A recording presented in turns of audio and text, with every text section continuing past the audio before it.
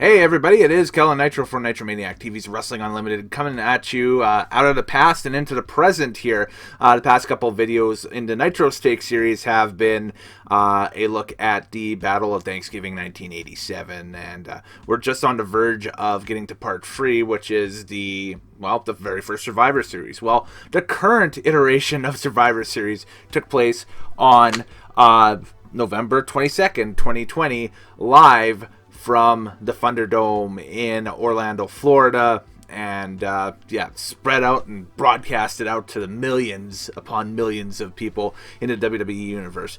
A very interesting card, to say the least. Survivor Series cards often are. This was touted as the best of the best, so essentially a all-star game type format where no titles were on the line here, but the influence of having champion versus champion matches were on the card, and of course the traditional 5-on-5 Survivor Series matches as well. So here's my take on the events of the evening.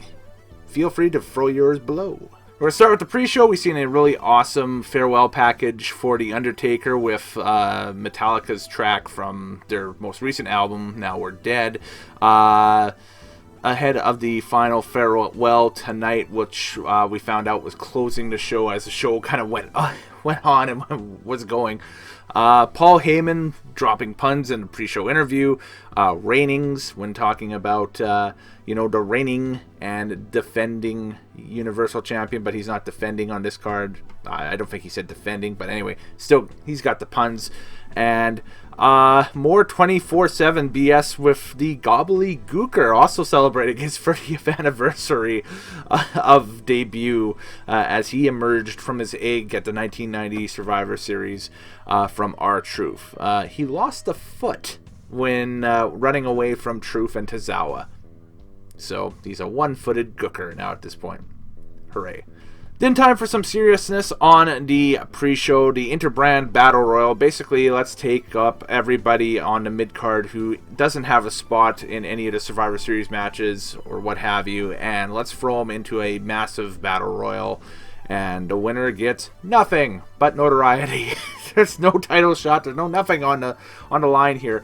I mean, they should have at least gave the winner an Intercontinental or a US title shot this week. That would have been great. Some sort of something out there. But anyway, the match starts, and then the seas separate as Kalisto and Rey do about a minute of really awesome lucha stuff. And it would be fun to see Kalisto and Rey Mysterio go one-on-one.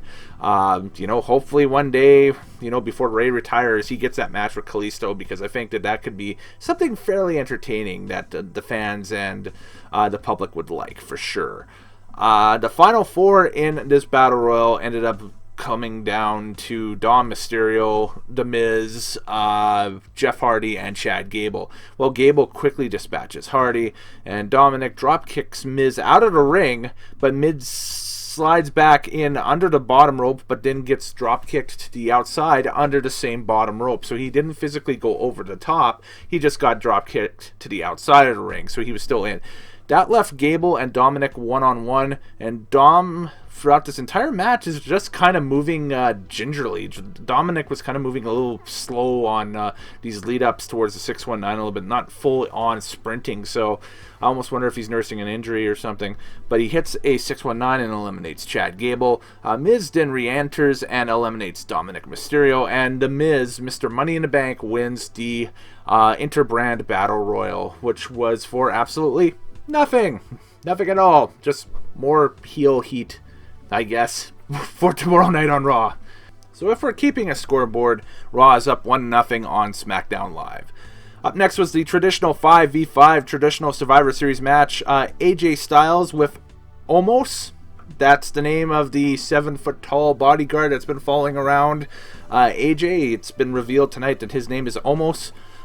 Riddle, Keith Lee, Braun Strowman, and Sheamus on Team Raw, taking on Team SmackDown, which was King Corbin, Kevin Owens, Seth Rollins, Jey Uso, and Otis. Keith Lee has new music. I like it. Otis's new tune is good too. Jey Uso and AJ Styles start the match. AJ took a lot of abuse early on, but the Uso AJ sequence was fun. Yes, I really did like that. Sheamus knocks out Rollins after Rollins goes all culty, basically gets tagged in, drops to his knees, and says, "This is for the greater good," and just hit me. That's it.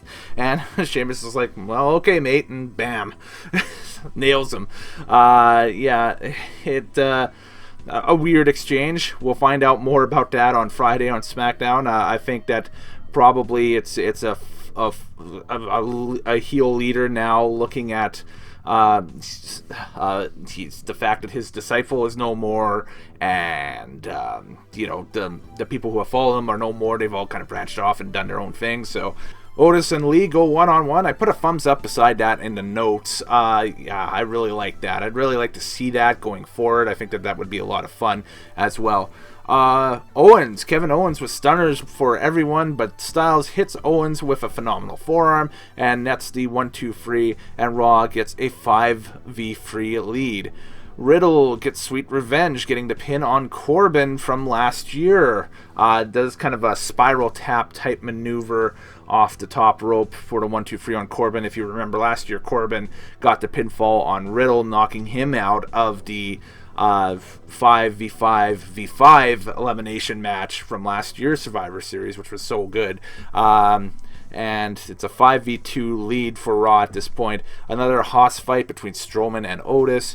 Strowman, though, grabs a power slam with some assistance from Riddle. 1-2 5v1 Monday Night Raw, and Keith Lee catches Uso for a spirit bomb off of a blind tag by AJ. 1-2 and Raw with the clean sweep. Raw leads 2-0, if you're keeping track of all these matches throughout the night, over SmackDown. And post-match, Team Raw actually celebrates. This was a surprising result for me. I've been watching over the past few weeks and that stuff, and totally thought that SmackDown might have been the team with more cohesiveness, but it turned out being the other way around. Raw goofily had cohesiveness. They really kind of gelled together, and the fact that the fact that they lost to Retribution on Monday night, that might have gelled them together a little bit more. So who knows? I think this is short-lived. Obviously, I don't see them, walking out tomorrow night on Raw and being buddies. But this is, that's a shocker. I didn't expect that. So. Our second Interbrand match of the night is the matchup of the Tag Team Champions, the New Day of Kofi Kingston and Xavier Woods taking on the Street Profits of Montez Ford and Angelo Dawkins. The Profits are the SmackDown Tag Team Champions, and the New Day are the Raw Tag Team Champions. New Day walks out in their Gears of War gear, doing some cross-promotion with Xbox and some DLC that's going to be coming out for that over the next week or two. Profits are setting the pace early, but New Day evens the score with a couple of dives to the outside. Now remember, in the entrance, Big E actually accompanied Kofi and Xavier to ringside, but Big E was not at ringside during this match at all. He had disappeared, and of course Big E is still a SmackDown competitor with Kofi and Xavier on Raw now at this point. Back and forth match, and New Day finally hits the midnight hour, but only nets 2. Pretty interesting, them hitting that finisher that was so reliant on Big E the entire time, creating a little bit of psychology where, hey, if Big E was the one initiating this finish, maybe they would have got the 1-2 here, but otherwise only a 2 count. Frog Splash by Ford only nets 2 on Kofi. The SOS by Kofi only nets 2. And then Kofi goes for Trouble in Paradise, but Montez Ford counters and hits Trouble in Paradise with his own. Woods tags in, and that's a 2 count with a Gutbuster. Dawkins and Ford, though, hit a blockbuster, an elevated blockbuster for the 1-2 and a big win. The runtime for that one, let's give you some runtimes here. I haven't been giving you runtimes at all during this review. We're going to give some runtimes right now. The Battle Royal was 12 minutes. The first elimination match, the men's elimination match, with Team Raw defeating Team SmackDown, was 19:25, and I thought that was a very like I said, very interesting, very fun encounter. This match too, really interesting, really solid opening hour of this pay-per-view. Just added to it. 1340, two great teams doing their thing. It was very impressive. It was really good. Next matchup, the Intercontinental versus the United States title holders. Sami Zayn, the Intercontinental Champion, versus Bobby Lashley with the Hurt Business, the U.S. title holder. Sami Zayn, being a good Canadian kid, since starting on this run as the Intercontinental Champion a few months back, has been rocking that Cuban assassin-esque gear, if you are a fan from Stampede Wrestling back in the late 80s, or even the early 2000s as well, when the Cuban kind of resurfaced in that A-Channel reboot back in the day. I remember it. People who grew up around here will remember it for sure. I seriously thought that this match would be the one that would change to a more traditional face versus heel contest, but here we are. It was a heel versus heel contest. I thought that in the weeks leading up to this, that somebody like Ricochet would upend Bobby Lashley for the U.S. title, or somebody over on SmackDown would upend Sami Zayn for the Intercontinental title, but here we are. They got their matchup, Sami Zayn versus Bobby Lashley. So a very interesting spot in this match is Sami kind of faking or feinting vertigo, and that's a near fall on Bobby, kind of a insider term over one of the periods of time that Sami had been sent away from WWE to nurse an injury. Was the last time that these guys had met in a ring. Sami had had a legit concussion or something that gave him legit vertigo type symptoms, and it really, kind of sidelined him for a little bit. And they said this was back in 2018. I'd have to go back through my notes to find out where in 2018 this happened. It's probably up on the channel where it did happen, so go back through the back catalog and let me know if you do before I do, which you probably will. But anyway, I love Sami and MVP trying to out-heel each other on the outside. Basically, Sami rolls out of the ring and tries to back away for a quick second, and MVP is standing there, and I think Sami on purpose makes a point to back into MVP and fall over, and tries to get MVP bounce from ringside because he's claiming that MVP tripped him, whereas MVP's just standing there saying, no, he didn't. I didn't, whatever. But then MVP, as Sami turns his back to him, will grab Sami, toss him right back in the ring, and Bobby Lashley locks into Hurt Lock and gets the submission win to put Raw up 3 matches to 1 on the Survivor Series scoreboard. If they weren't keeping track of it at all during the pay-per-view, but we all were on Twitter just for something fun to do during this. The runtime for this one was 7 minutes and 50 seconds. It was what it was, a very stomachable television match, and I think we were more surprised at the participants in this thing, because when this was initially pitched, everybody were like, well, this is going to be the match where the participants change quite a bit, I would think, out of this. We did have a really interesting promo in the back with Jey Uso, Roman Reigns, and Paul Heyman. Roman basically saying to Jey, hey, the reason why you guys lost that match is because there was no leader. Make them fear you. He basically said that. And then we jumped to the Women's Championship head-to-head, or the Interbrand Battle of the Champions, which is a rematch from SummerSlam this year. Sasha Banks, the SmackDown champion, taking on Asuka, the Raw Women's Champion. Asuka captured the title, the Raw Women's title, back at SummerSlam once again, but since then, Sasha has become champion on SmackDown Live. This has been a real kind of back-and-forth feud that's reheated over the past few weeks. Sasha hits the backstabber, but Asuka kicks out at 2. No chance for the bank statement. This one was way more enjoyable than the SummerSlam encounter. Yes, indeed. I thought that this match was way more enjoyable. Banks on the outside goes for a Meteora from the barricade, and Asuka catches Sasha with 2 knees, and the two almost have a double count out happen, but they both rush back in the ring. Sasha does finally hit that Meteora and locks in a bank statement, but Asuka nails the double knees for a 2 count. The two exchange near falls. Very sensational sequence off of that. Sasha, though, catches Asuka again off of a roll-up sequence and locks in a small package for a 1-2-3, and that ends the match, and the runtime is 13:05 off of the end of that. This was the best of their matches this year, and it was a fairly fun encounter, I think, from start to finish for fans to watch, for sure. Very high intensity, very high pace, very fast. Everything that the main event was not, and we'll get to that a little bit later on, but it was a very good match, and it kind of solidifies Sasha a little bit as the SmackDown champ, and yeah, they're riding it right now because she is a hot pop culture celebrity right now after the run on The Mandalorian and stuff like that. So, scoreboard again, we're not keeping track, but we are keeping track. Raw is leading 3-2 at this point. Oh, the gobbledygooker finds some birdseed in the back, and Tozawa pins him. And then R-Truth pins Tozawa to get the 24/7 title back, I should say. If you care. There it was. So we'll roll right into the 5 vs. 5 women's elimination tag match next. Team Raw, Nia Jax, Shayna Baszler, Lana, Peyton Royce, and Lacey Evans taking on Team SmackDown, Bayley, Bianca Belair, Liv Morgan, Ruby Riott, and Natalya. And Bayley and Lacey start this off. Jax and Baszler's bullying of Lana continues.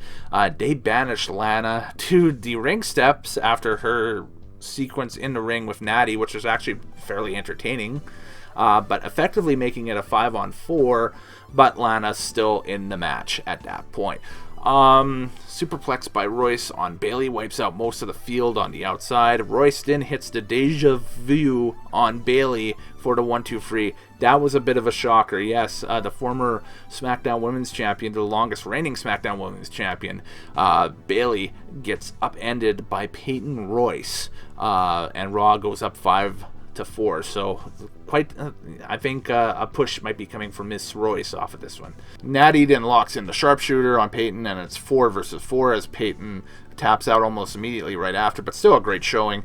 Natty then goes for another sharpshooter on Baszler, but Evans nails Natty with the women's right, and that allows Baszler to roll Natty up for the 1-2-3, and it's 4 vs. 3 favoring Monday Night Raw. Evans gets a near fall on Belair with a Spanish fly. It was actually well done. I think she's been utilizing that a little bit in her arsenal here, but for her to really bust it out on pay-per-view, that looked spectacular, looked great. Could be a little dangerous if you don't know how to do it properly and that stuff, but this was textbook. It was beautiful. Great double teamwork by the Riott Squad on Nia Jax. And then the Karafuda clutch locked in on Riott, but Ruby had Shayna's shoulders down. The official was distracted on the outside, but Ruby ends up going to sleep. She had the pin on Baszler, but Shayna basically choked her out while in the pin prone position almost. Shayna gets the 1-2-3, and it's 4 vs. 2 for Monday Night Raw. A crucifix bomb by Morgan on Evans, 1-2-3. A bunch of awkward silence because I think the ref maybe missed a cue or something, or one of the girls missed a run-in spot or something like that. 3-2 versus Raw. I have no idea what happened there. It was awkward. I don't expect it to make the DVD release. We'll put it that way. Samoan drop after a game effort by Morgan, and Jax gets the 1-2-3. Raw is up 3 vs. 1 at this point. Belair tries a handspring elbow, but Baszler locks into Karafuda clutch. Belair powers out to the rope. She just, again, makes herself here again. This is a breakout performance for Bianca Belair like you wouldn't believe. Baszler doesn't break the hold. She's DQ'd, though, and it's 2 vs. 1 for Monday Night Raw. Nia tries to send Bianca through the table, but Bianca and Nia get counted out on the outside. But Lana, she's still legal. She was never eliminated. She's on the steps. And in the ultimate case of sometimes the winning move is not to play, she is the sole survivor for Team Raw in that match. The winner of the match had a total ring time of, I think, maybe 2 or 2.5 minutes in this thing. There was a lot of backlash about this online. There still probably will be a lot of backlash about this online. People are divided. Some people think that's a great original ending to a Survivor Series match. Other people are saying it's one of the worst endings in history, in Survivor Series history. At the end of this video, I put up a couple of polls. We'll see if this match actually made Match of the Night, or if it affected the overall kind of thumbs up, thumbs down, meh value of the pay-per-view. But just hang to the end of the video for that. It'll be worth it. Trust me. We have a WWE TLC promo, the next pay-per-view coming up, and this is a wild date here. I'm going to roll this by you guys. December 20th is the next WWE pay-per-view. So yeah, about 4 or 5 days prior to Christmas at Tropicana Field in Tampa Bay. Yes, they are moving the Thunderdome from where they've been running it since the advent of the Thunderdome, basically, the Amway Arena in Orlando, because the Orlando Magic and the NBA need a building to play out of at that point. So they're moving it to the home of the World Series runner-ups, Tampa Bay Devil Rays, at Tropicana Field. So unsure if they're going to look to start to be bringing in, I don't know, actual people back into the stands at this point and kind of do like a hybrid people and Thunderdome type setup, or if it's just going to be strictly Thunderdome. We wait and we remain to be seen what will happen. But the next pay-per-view that they're going to be building towards, and has kind of piqued my interest a little bit, WWE TLC, December 20th at Tropicana Field in Tampa Bay. Then it's time for the main event, the intra-brand match between the two big champions. We have the Universal Champion Roman Reigns taking on the WWE Champion Drew McIntyre. Mac rocking the sword and kilt look again tonight. Mind games aplenty early on, a slow prodding pace. The match rolls out to the outside, and Reigns takes control after tossing McIntyre around the barricades and back into the ring.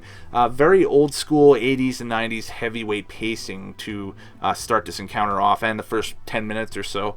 Mac fights back too, explosive exchange including a massive throw. Superman punch attempt thwarted by a spine buster by Drew, only nets 2. The Future Shock DDT by Drew, only nets 2. Claymore attempt by Drew, but the Superman punch lands by Roman. But the two fight to the corner, and Drew is tossed to the outside, so no pin off of that. A spear attempt into a Kimura by McIntyre. The match spills once again to the outside, and a Samoan drop by Roman onto the table. A second one explodes the table, and then a big spear by Roman through the barricade. But still, that only nets a 2 count and only proceeds to fire up McIntyre. Superman punch attempt by Roman, but Drew catches Reigns and a ref assigned to this match with the Claymore kick. Jey Uso comes down quickly, is dispatched by Drew McIntyre. Roman lands a low blow, and then Uso comes back and lands a super kick. Roman locks in the guillotine. Mac gets back on his feet, but passes out. Very hot finish. Roman wins. This match is a barn burner. The runtime for this one ended up being 24:50. So, second half of the show, Sasha Banks defeating Asuka for the, well, it's not for a title. The SmackDown Women's Champion beating the Raw Women's Champion was for 13:05. We've got Team Raw defeating Team SmackDown on a 5 versus 5 Survivor Series elimination match. That was 23:20. And then Roman Reigns defeating Drew McIntyre by, they have technical submission on their 24:50. Yes, it was a barn burner, and we thought that this show was actually wrapping up, and then we realized, oh yeah, there's the farewell, right. Post-match, Roman stares down Jey Uso. Jey embraces Roman, says, I got you. So the family, the first family, is all intact over on SmackDown, whether Jey or Jimmy likes it or not at this point.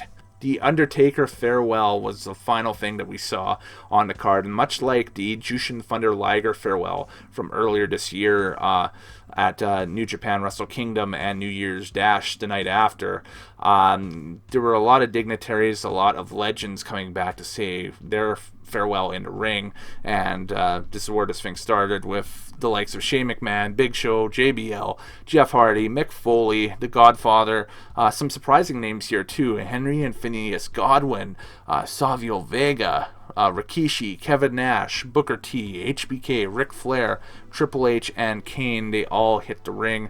We see that awesome Taker farewell video that we saw earlier on in the night on the pre-show again. Vince McMahon speaks. You can tell he's tearing up as he's talking. And then the lights go out and power lines play a MIDI of Taker's theme. It was a Tesla coil, I know, but yeah, I thought my speakers were doing something funky. He emerges during a awesome and amazing WrestleMania-style entrance, and then delivers a speech, says it's his time to rest in peace. We get a hologram of Paul Bearer as Taker hits his legendary pose, and the bell tolls 10 times. Taker then exits the Thunderdome, one last fist in the air salute to the fans, and we fade to black with a runtime of 3 hours, 27 minutes, and that's it. No seconds off of that. Solid show. And before we go, we got to check our polls. If you follow me on Twitter at Kellen Nitro, I put up a couple of polls at the end of this thing. One is basically a general satisfaction thing. So give me a thumbs up, a thumbs down, or meh. So 57% of you said thumbs up. I've got 14% was a thumbs down, with 29% saying meh. Your pick for match of the night, unsurprisingly, New Day versus Street Profits, with 66% of the vote for tonight's show. You know, with a surprising, there was one vote that somebody was like, there's no match of the night pick. I'm just here to see Taker go farewell, basically. But yeah, that's the results for the poll. Very much an 8 out of 10 type show. I'm going to bump things up just a tiny bit and give it an 8.2 out of 10. An 8.2 out of 10 for Survivor Series 2020. Again, I thought that the men's Survivor Series match would be as good on any of the last 2 Survivor Series cards as an undercard match. I think that you know, the storytelling there was great. New Day and Street Profits were phenomenal, and the women's 1v1 was phenomenal between Sasha and Asuka. Again, it was their best match they've had this year against each other. The WWE versus Universal title match was or Universal Champion match, I should say, non-title, was really good as well. I think that both guys were really keyed up on that one, and it was a solid main event, a real snot knocker of a main event for sure. Slobber knocker, snot knocker. I'll call it a snot knocker. I'm not going to steal JR's thing. You know, the downside, you know, that finish in the women's 5v5 match was kind of a little. It's controversial, and then you know, the U.S. versus Intercontinental title thing was kind of, you know, a little bit of an afterthought thrown on there, and then the Battle Royal for nothing. Give the guys something to go for, you know. Give them a mid-card title. Give them the shot against either you know, Bobby Lashley on Raw or Sami Zayn on SmackDown this week. You know, tie in the shows. Do it. Let's see it happen. But anyways, later days, guys. Happy wrestling watching. Thanks again for tuning in to Nitromaniac TV's Wrestling Unlimited. I'll catch you next time here on the channel. And don't forget, part 3 is coming as we take a look at Thanksgiving 1987. It will be the original Survivor Series up next. That'll be the next thing you see on this channel, as I'm going to sit down and start to work on that almost immediately after this thing is put to bed. All right. Take care, guys, and we'll see you next time on the channel.